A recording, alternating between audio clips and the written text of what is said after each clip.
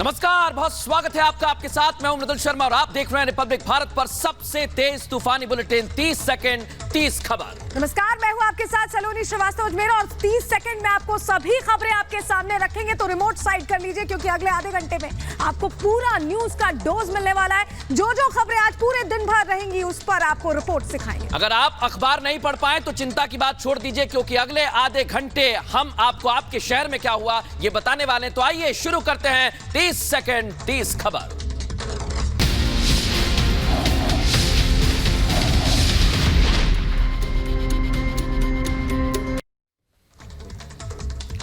अग्निपथ योजना को लेकर लगातार हंगामा जारी है, हिंसक प्रदर्शन जारी है, लेकिन इस बीच भारत बंद का भी आह्वान किया गया है। पूरी खबर आपको दिखाते हैं 30 सेकंड में।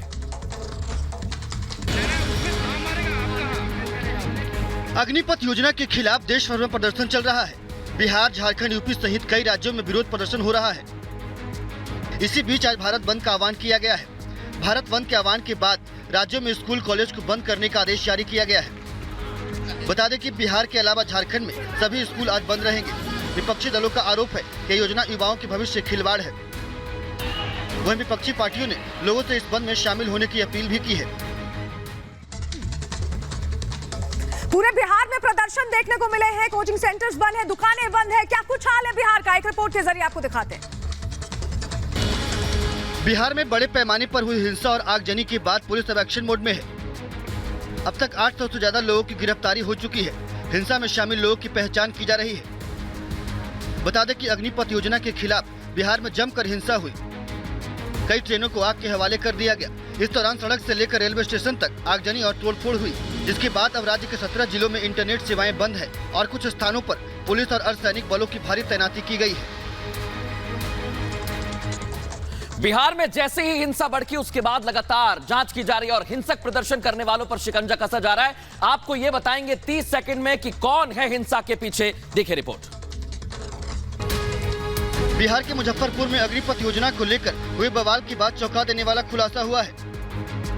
उपद्रवियों से पूछताछ के बाद पुलिस ने बताया कि अग्निपथ योजना पर हुए बवाल में कोचिंग सेंटर का हाथ था।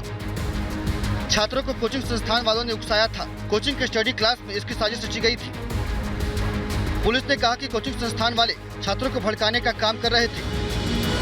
अब तक 12 लोगों को गिरफ्तार किया गया है। वहीं उपद्रवियों की पहचान की जा रही है और उनकी तलाश भी की जा रही है। अग्निपथ योजना को लेकर लगातार प्रदर्शन देखने को मिले, लगातार हिंसा देखने को मिली, लेकिन अग्निवीरों को लेकर क्या कुछ ऐलान किया गया, क्या बड़ा फैसला, इस रिपोर्ट में देखिए। अग्निपथ योजना के खिलाफ देश के कई हिस्सों में चल रहे विरोध प्रदर्शन के बीच इस मामले में सियासत भी तेज हो गई है। विपक्ष इस मुद्दे पर सरकार को घेरने और योजना को वापस लेने के मुद्दे पर अड़ा हुआ है।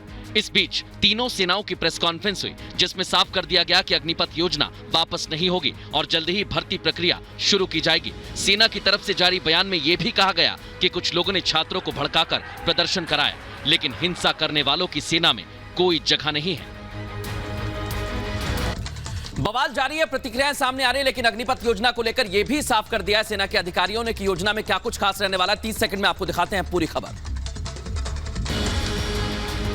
अग्निपथ योजना को लेकर देश भर में छिड़े बवाल के बीच सेना के अधिकारियों ने अग्निवीरों को लेकर कंफ्यूजन दूर कर दिया है और कहा कि इस पर 2 साल से चर्चा चल रही थी। अग्निपथ योजना युवाओं के लिए लाभकारी है। साथ ही सीधे तौर पर मैसेज दिया कि अग्निपथ योजना वापस नहीं ली जाएगी और सभी भर्तियां स्कीम के तहत होंगी। भविष्य की लड़ाइयां अलग किस्म की होंगी। इसको ध्यान में रखते हुए जवानों की ट्रेनिंग क्षमता को बढ़ाया जाएगा। जोश और होश का तालमेल होगा।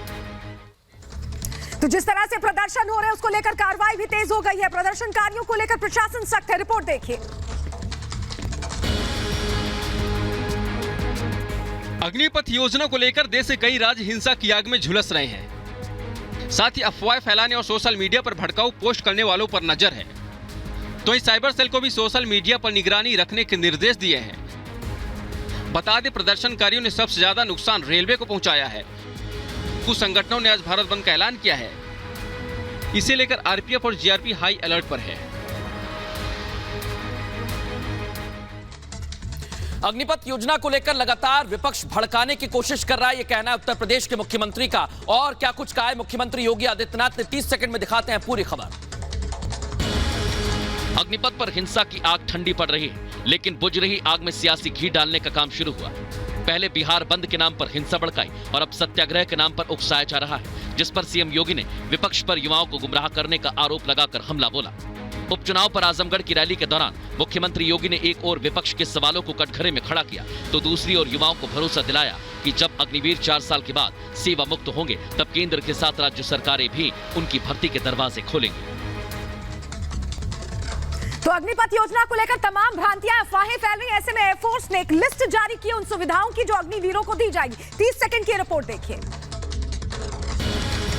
अग्निपथ आर्मी भर्ती स्कीम की शुरुआत केंद्र सरकार ने 16 जून को की है, जिस पर देश भर में बवाल मचा हुआ है। इस बीच वायुसेना ने अग्निवीरों को मिलने वाली सुविधा के बारे में जानकारी दी। वायुसेना ने अग्निवीर बनने के लिए सभी वर्ग के युवा जिनकी उम्र 17.5 से 21 वर्ष की होगी, वो एलिजिबल होंगे। सभी उम्मीदवारों को मेडिकल टेस्ट पास करना होगा।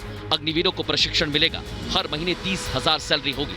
साथ ही हर साल इंक्रीमेंट किया जाएगा। सभी अग्निवीरों को हर साल 30 छुट्टी मिलेंगी। मेडिकल लीव की भी सुविधा मिलेगी। अग्निपथ योजना को लेकर लगातार कार्रवाई की जा रही है और जो लोग प्रदर्शन कर रहे थे उनमें अब खौफ नजर आ रहा है। किस तरह एक्शन लिया जा रहा है, पूरी खबर 30 सेकंड में दिखाते हैं। अलीगढ़ में अग्निपथ को लेकर हुए बवाल को लेकर पुलिस एक्शन मोड में है। पुलिस ने 35 प्रदर्शनकारियों को गिरफ्तार कर सलाखों के पीछे भेज दिया है। वहीं 80 लोगों को हिरासत में लिया गया है, जिनसे पूछताछ की जा रही है। इसके अलावा पुलिस की नजर सोशल मीडिया पर भी बनी हुई है, जिसके आधार पर कई लोग चिन्हित किए गए हैं।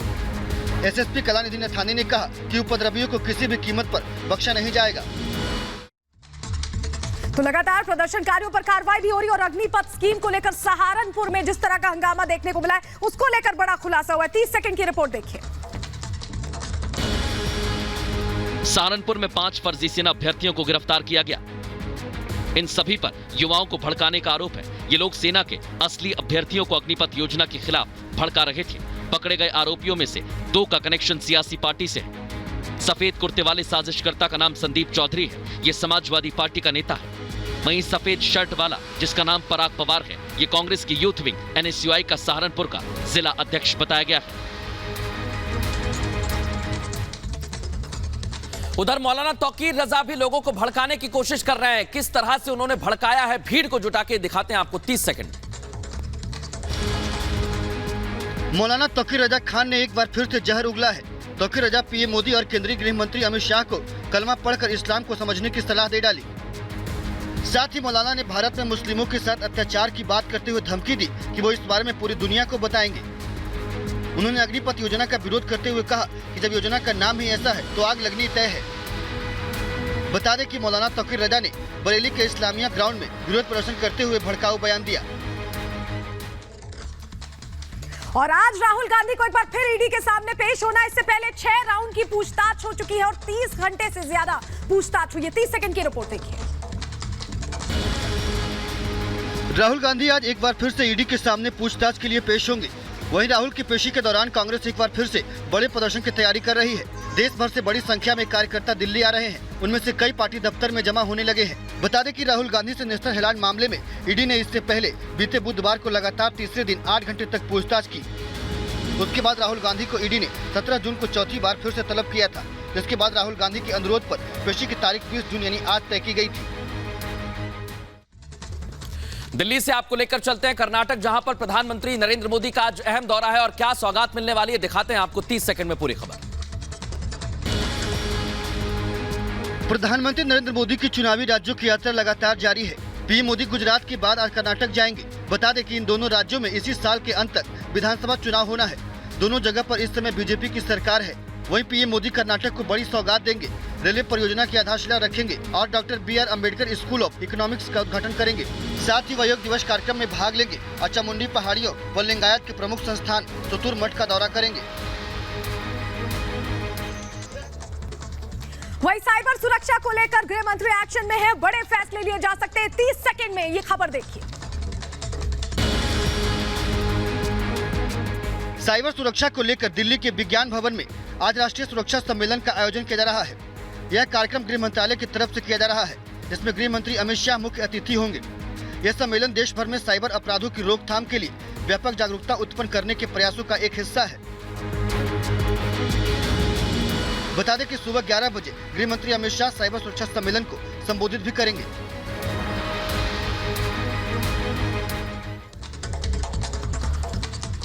दिल्ली के मुख्यमंत्री अरविंद केजरीवाल के लिए संगरूर क्यों प्रतिष्ठा का सवाल बन गया है, यह आपको 30 सेकंड में समझाते हैं। पंजाब के संगरूर में होने वाले लोकसभा उपचुनाव के लिए आप कोई कसर नहीं छोड़ना चाहती है। पार्टी संयोजक अरविंद केजरीवाल आज रोड शो करेंगे और उम्मीदवार गुरमेल सिंह के लिए वोट मांगेंगे। उधर पंजाब के सीएम भगवंत मान भी इस सीट को जिताने के लिए एड़ी चोटी का जोर लगा रहे हैं। हाल ही में पंजाब विधानसभा चुनाव में भारी बहुमत से मिली जीत से गदगद आपके लिए चुनाव प्रतिष्ठा का भी सवाल है। बता दें कि संगरूर सीट से भगवंत मान सांसद थे, लेकिन विधानसभा चुनाव में उन्होंने विधायक का चुनाव लड़ा और मुख्यमंत्री बन गए। इसके बाद से ये सीट खाली है। और बात अब महाराष्ट्र की करते, कहा जा रहा है कि राज्यसभा चुनाव जैसा ही महाराष्ट्र का विधानसभा चुनाव दिलचस्प हो सकता है। 30 सेकंड में रिपोर्ट देखिए। महाराष्ट्र में आज 10 सीटों के लिए होने जा रहे विधान परिषद के चुनाव भी राज्यसभा चुनाव की तरह दिलचस्प हैं। इस चुनाव में मुख्य मुकाबला तो कांग्रेस के और दूसरे और बीजेपी के 5वें प्रत्याशी के बीच है। बता दें, विधान परिषद चुनाव में 10 सीटों के लिए 11 प्रत्याशी मैदान में हैं। सत्तारूढ़ महाविकास आघाड़ी के 3 दल शिवसेना, एनसीपी और कांग्रेस ने 2-2 प्रत्याशी खड़े किए, जबकि भारतीय जनता पार्टी ने 5। इस चुनाव में प्रत्येक प्रत्याशी की जीत को लेकर कम से कम 26 मतों की जरूरत होगी। महाराष्ट्र से आपको लेकर चलते हैं जम्मू कश्मीर, जहां पर सुरक्षा बलों का ऑपरेशन लगातार जारी है और घाटी में किस तरह से ऑपरेशन को अंजाम दिया जा रहा है, पूरी खबर 30 सेकंड में। जम्मू कश्मीर के कुपवाड़ा और कुलगाम में सुरक्षा बलों ने बड़ी कामयाबी हासिल की। मुठभेड़ में 5 आतंकवादियों को मार गिराया। पुलिस के मुताबिक कुपवाड़ा और कुलगाम में 2-2 आतंकवादी मारे गए, जबकि पुलवामा में सुरक्षा बलों ने 1 आतंकवादी को ढेर कर दिया। पुलिस के मुताबिक कुपवाड़ा में मारे गए 1 आतंकवादी की पहचान पाकिस्तानी नागरिक के रूप में हुई, जिसका संबंध लश्कर-ए-तैयबा से था, जबकि दूसरे की शिनाख्त की जा रही है। और खबर अब पुंछ से, जहां बादल फटने से हाहाकार मच गया, भारी नुकसान हुआ है। 30 सेकंड में खबर देखिए। ये तस्वीरें जम्मू कश्मीर के पुंछ की है, जहां बादल फटने से कोहराम मच गया। बादल फटने के साथ ही तेज बारिश हुई, जिसके साथ मलबा पहाड़ से गिरकर नीचे आ गया। मंडी कस्बे में पानी के साथ आए मलबे से 4 दुकानें भी ढह गई। एक ट्रक दब गया, जिसके चालक की मौके पर ही मौत हो गई। मृतक की पहचान मोहम्मद आरिफ के रूप में हुई है। पुंछ मंडी सड़क पर मलबा आने से सैकड़ों वाहन फंस गए। रेस्क्यू ऑपरेशन चलाया गया, जिसके बाद मलबा हटाया गया। अब आपको असम की खबर बताते हैं, जहां बाढ़ को लेकर जनजीवन प्रभावित नजर आ रहा है। तमाम तरीके के प्रयास किए जा रहे हैं, लेकिन अब भी लोगों की मुसीबत कम नहीं हुई है। पूरी खबर आपको दिखाते हैं 30 सेकंड में। असम में आसमानी आफत से हाहाकार मचा हुआ है। चारों तरफ पानी ही पानी दिखाई दे रहा है। मूसलाधार बारिश के चलते आम जनजीवन अस्त व्यस्त है। बाढ़ के चलते कई घर तबाह हो गए हैं। सड़कें पानी में डूब गई है। लोग अपना घर छोड़कर राहत शिविरों में रहने को मजबूर हो गए हैं। वहीं पिछले 24 घंटे की बात की जाए तो बाढ़ और भूस्खलन के चलते 9 लोगों की मौत हो गई है। वहीं 5000 से अधिक गांव पानी की चपेट में आ गए हैं। बाढ़ की मौजूदा स्थिति को देखते हुए जिला प्रशासन ने जिले में 54 राहत शिविर की स्थापना की है। चलिए बात अब राजस्थान की करते हैं, जहां जोधपुर से हैरान करने वाली खबर सामने आई है। 30 सेकंड में ये रिपोर्ट देखिए। ये वीडियो राजस्थान के जोधपुर का है, जिसमें एक शख्स सफेद रंग की कार चला रहा है। उसके बोनट के ऊपर एक ट्रैफिक पुलिस कांस्टेबल लटका हुआ नजर आ रहा है। कार का मालिक ट्रैफिक कांस्टेबल को जबरदस्ती घसीटता हुआ 500 से 600 मीटर तक लेकर गया। यह देखकर पुलिस की टीम भी मौके पर पहुंच गई और लोगों ने गाड़ियों को रुकवाया। इसके बाद पुलिस ने आरोपी शख्स को हिरासत में ले लिया है और उसके खिलाफ कानूनी कार्रवाई की जा रही है।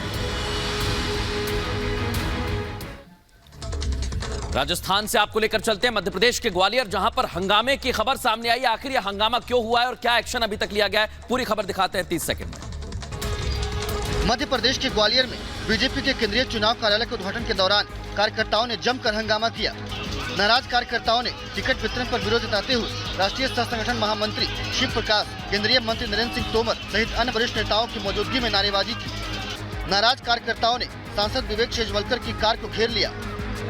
इस दौरान कार्यकर्ताओं ने बीजेपी के एक नेता पर पैसे लेकर टिकट बेचने का गंभीर आरोप भी लगाया। और चलिए बात अब भोपाल की, जहां पर कांग्रेस कार्यकर्ताओं ने जोरदार विरोध प्रदर्शन किया। दरअसल टिकट न मिलने को लेकर नाराजगी थी। 30 सेकंड की रिपोर्ट देखिए। मध्य प्रदेश में पार्षदों के टिकट बंटवारे के साथ ही बीजेपी और कांग्रेस दोनों ही पार्टियों में बगावत शुरू हो गई है। भोपाल समेत प्रदेश भर में पार्टी के पदाधिकारी कार्यकर्ता इस्तीफा दे रहे हैं। भोपाल में युवा कांग्रेस ने अपने कार्यकर्ताओं को पार्षद का टिकट नहीं मिलने पर आक्रोश जताया।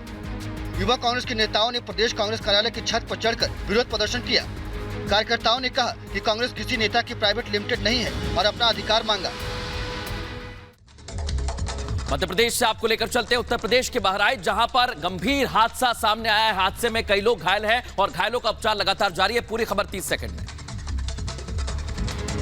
बहराइच में एक बार फिर तेज रफ्तार का कहर देखने को मिला। तेज रफ्तार बस ने बाइक सवार को टक्कर मार दी।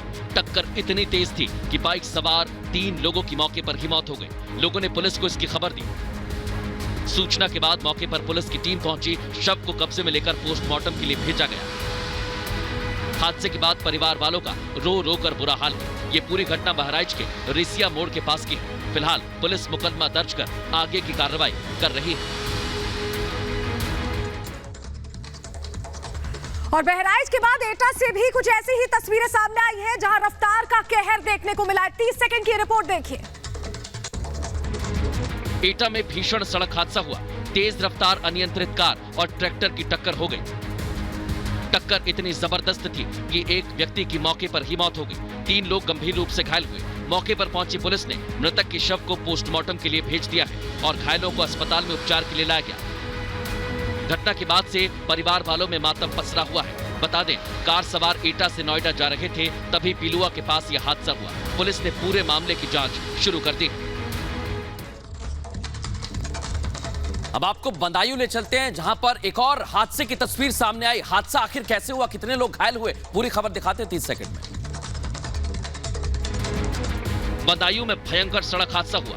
तेज रफ्तार 2 बाइक आमने सामने से टकरा गई। टक्कर इतनी जबरदस्त थी कि एक युवक की मौके पर मौत हो गई, जबकि 3 लोग घायल हो गए। सूचना पर पहुंची पुलिस ने घायलों को आनन फानन में अस्पताल में भर्ती कराया, जहां उनका इलाज जारी है। तो वहीं मृतक का पोस्टमार्टम कराया गया।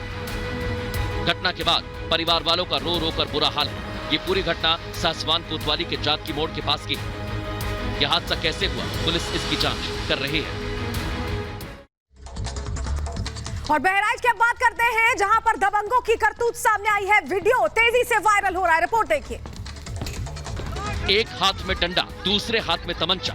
ना पुलिस का खौफ, ना कानून का डर। खुलेआम गोली मार देने की धमकी। ये पूरा मामला बहराइच के बेसनपुरवा गांव का है, जहां गांव की एक बुजुर्ग विधवा महिला की जमीन पर कब्जा करने को लेकर दबंगों ने जमकर हंगामा किया, गोली मार देने की धमकी दी। दबंगों की दबंगई का ये वीडियो सोशल मीडिया पर सामने आया, जिसके बाद पुलिस एक्शन में है। पीड़ित महिला की तहरीर पर पुलिस ने 4 लोगों के खिलाफ मुकदमा दर्ज किया। घटना के बाद से सभी आरोपी फरार हैं। पुलिस इनकी तलाश में जुटी हुई है। उत्तर प्रदेश के बुलंदशहर की खबर आपको बताते हैं, जो खबर आपको हैरान कर देगी। एक युवक के पास इतने हथियार मिले हैं, अभी तक पुलिस को भी समझ नहीं आ रहा कि हथियार आए कहां से। पूरी खबर 30 सेकंड। ये कोई हथियार की फैक्ट्री नहीं है। हाथों में तमंचा लेकर गोली सेट करने का तरीका बताता ये शातिर बदमाश है। इसके पास 1 या 2 तमंचे नहीं, बल्कि हथियारों का जखीरा है। तमंचे से लेकर राइफल तक सभी हथियार इसके पास है। वायरल वीडियो बुलंदशहर का। महासू थाने के एसएचओ का दावा है कि वीडियो 15 दिन पुराना है। आरोपी के कब्जे से एक तमंचा बरामद कर उसको सलाखों के पीछे भेज दिया है। लेकिन बड़ा सवाल यही कि बाकी हथियार है कहां। झपट्टा मार बदमाशों से सावधान रहने की जरूरत है। कैसे, इस रिपोर्ट से समझिए। आगरा में एक बार फिर दबंगों की दबंगई सामने आई है। दबंगों ने एक युवक की पिटाई कर दी। सड़क पर दौड़ा दौड़ा कर जमकर पीटा। तस्वीरों में आप साफ देख सकते हैं, दबंग डंडे से एक युवक को पीट रहे हैं। लोग तमाशबीन बने हैं। पूरा मामला थाना ताजगंज क्षेत्र की पुरानी मंडी का है, जहां बाउंसरों ने एक युवक की पिटाई कर दी। बताया जा रहा युवक फौजी है। मामूली विवाद हुआ था, जिसके बाद बाउंसर मारपीट करने लगा। डंडा से हमला करने के बाद सड़क पर पटक दिया और फिर छोड़कर फरार हो गया। मारपीट का वीडियो सोशल मीडिया पर वायरल हो गया। फिलहाल पुलिस पूरे मामले की जांच कर रही है। तो आगरा में सड़क पर मारपीट हो रही है, तो बदायूं में झपट्टा मार बदमाश लोगों को परेशान कर रहे हैं, महिलाओं को निशाना बना रहे हैं। आखिर खबर है क्या, 30 सेकंड में आपको समझाते हैं। बदायूं में बदमाशों के हौसले बुलंद हैं। बदमाशों ने दिन दहाड़े लूटपाट की वारदात को अंजाम दिया। बाइक सवार बदमाशों ने महिला के कान से कुंडल छीनकर फरार होने की कोशिश की। इस दौरान महिला बाइक से नीचे गिर गई। हद तो तब हो गई जब महिला की तहरीर पुलिस ने नहीं ली। महिला का आरोप है कि बाइक सवार बदमाशों ने छिनौती को अंजाम दिया, लेकिन पुलिस इस घटना को नकार रही है। महिला न्याय की गुहार लगा रही है। ये पूरी घटना हजरतपुर थाना क्षेत्र के कोड़ा जयकरण गांव की बताई गई है।